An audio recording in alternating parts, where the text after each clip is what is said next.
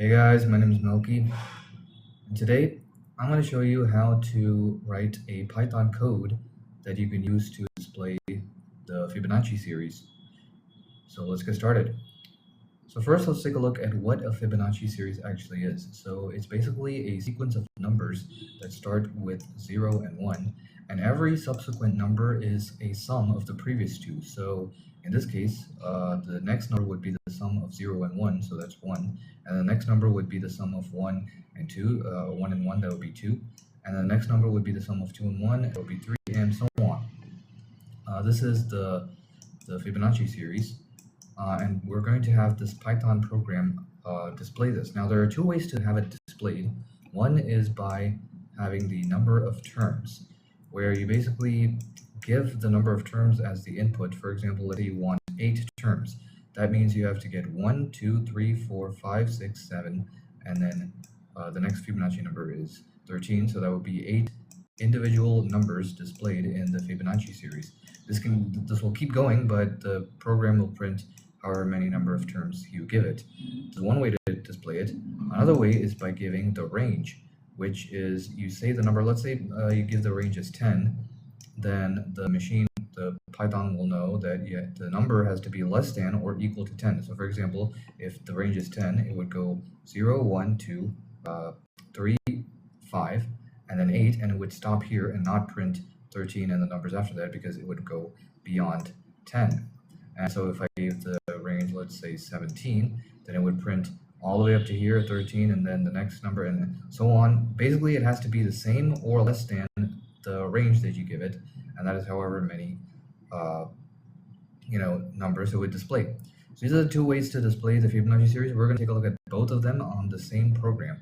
So what you got to do is go up onto ideally, make sure you save the program somewhere, and then we can write the code and then start running it to see if it works. So the first thing we have to do is we have to get the choice from the user as to how we want it to be displayed, either by number of terms or by range. So let's set a variable, choice is equal to int. We're going to get an integer input from the user, so input, and let's say enter method to display the Fibonacci series. So yeah, and we can also specify within parentheses what each of those inputs mean. So if they give 1, that means number of terms, and if they give 2, then it would mean the range.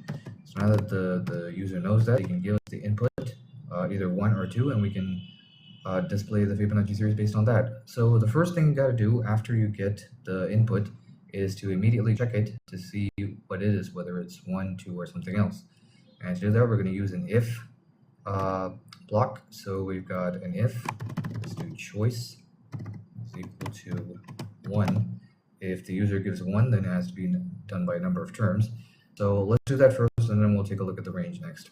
So if it's a number of terms, then we got to get the number of terms from the user. So let's set another variable.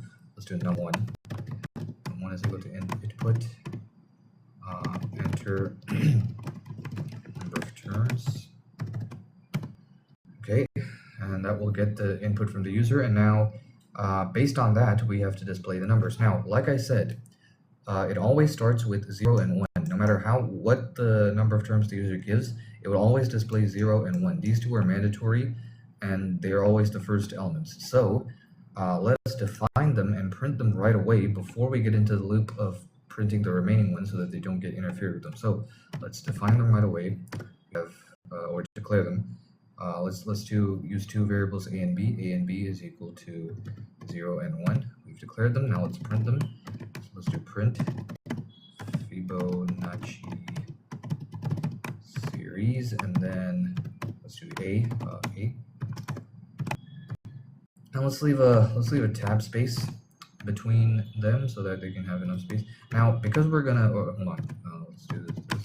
Okay. All right, and then because we're done with the statement and we're going to print the rest of them in a different statement, they're going to come in the next line after this. There's not really a big problem. If you want to fix that, you can. I have no big deal with that, so I'll just leave it as it is.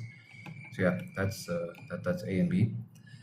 So that'll get printed, and now we can start with the loop that will print the remainder of the numbers. So now, The loop we're going to be using is a for loop because this is the number of terms. So let's for I in range, and then we can have it obviously starts with 0, so let's just give that anyway. So num1. Now, because there are already 2 elements and they've already been printed, then we have to minus 2 from the number of elements that they give. So for example, if they give like 8 elements, then 0 and 1 would already take up 2 of that. So 8 minus 2, that would be 6. So you have to minus 2 elements, or minus 2, from the input that the user gives for the number of terms, so that we can print it exactly, including 0 and 1. So let's do this, num1 minus 2, and now the loop opens. Here's what you gotta do. Basically, we need, oh wait, hang on. There's actually a line that I forgot here. We have to define another variable c, which is the sum of a and b. We would add up a and b, but just keep it. We won't print it yet. We would just print a and b, and then inside the loop here we will print c. Let's do end is equal to /t, so that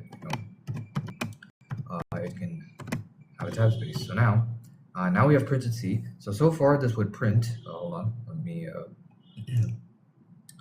do this. So far in this loop we have already printed 0 and 1, and for the first time this runs, it would print 1 because the sum of 0 and 1 is 1. Now we have to increment them. We have to make, so this is A, this is B, and this is C, which got printed. Now we have to increment them. Now this has to become A, B has to become this, and C has to become the next one, which is going to be the sum of the new A and B. So to do that, it's very simple. We basically have to give A the value of B, B the value of C. The old C is what the new B gets. And for C, we just have to do the exact same thing, add A and B, and there you go. Now it's added, and the loop will also be closed here because it will automatically, after this statement is done, it would automatically go back to here and then go to the next one, and then do the exact same thing again. So that is how you do the number of terms. So now let's try the range.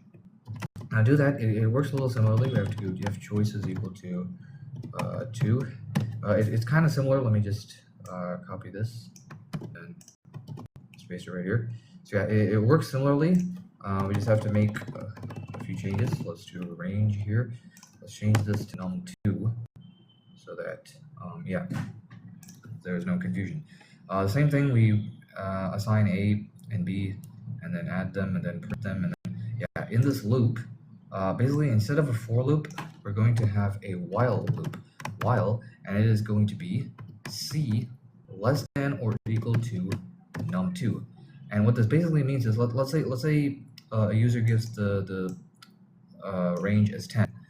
This c, which is the last of the 3 digits they're going to be printing, so let's see here, 1 and then 2, 3, 5, and so on. The c is going to keep incrementing in the lead, and this has to be less than or equal to 10. Otherwise, let's say if it gets to 13, that is too much, and therefore that shouldn't print, whereas 8 isn't too much and it should print all the way up to that. So the c has to be less than or equal to the number that they give. So that's what the condition that we give here in while. So we do that, and then the same logic is pretty much the exact same thing. It's just copied. So yeah, there we go. And then finally, if you want to, one more thing, I'll give an elif here, and that's how it works. And then one more thing, if you want, you can handle the error in this. If someone input something wrong, we can just say, I don't know, invalid choice, try again, or something like that. I don't know. And so yeah, there we go. That is your code done. Let us save it and let's run to see if it works properly. So let's do this. Let's do that. Okay. So let's try both techniques. We have one. Let's try 1, which is the number of terms. Let's do that. It should ask for the number of terms, and it is. So let's give 8. Now, ideally, this should print 0, 1, 1, 2, 3, 5, 8, and 13. 1, 2, 3, 4, 5, 6, 7. Yeah, these are 8 terms. This is what it should print ideally. Let us find out. There we go. It does. 0, 1, 1, 2, 3, 5, 8, 13. There we go, wonderful. And now let's try this again with um, the range. So let's give 2 for range, and the enter range let's give 10. So this should print 0, 1, 1, 2, 3, 5, and 8. That's it. This is what it should print. Let's find out. There we go, 0, 1, 1, 2, 3, 5, and 8. And just for fun, let us test the error handling to see if that works. Let's say if I enter, well, firstly, let's just enter potato. It's not even integer, so it's not going to accept it. That's good. And finally, let us test the error handling. Let's give 3. And it says invalid choice, try again. So there we go, it works perfectly. So there we go, guys. That is how to write a Python code to display the Fibonacci series. Hopefully this helped you.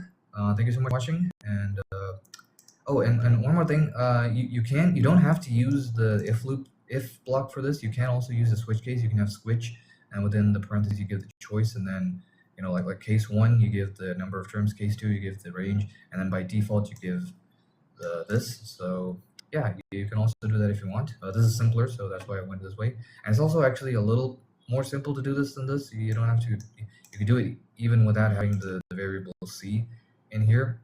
But I just thought that was a little more complicated to try to explain, so I just went with this. So yeah, there you go. Thank you so much for watching, and I'll see you next time. See you later.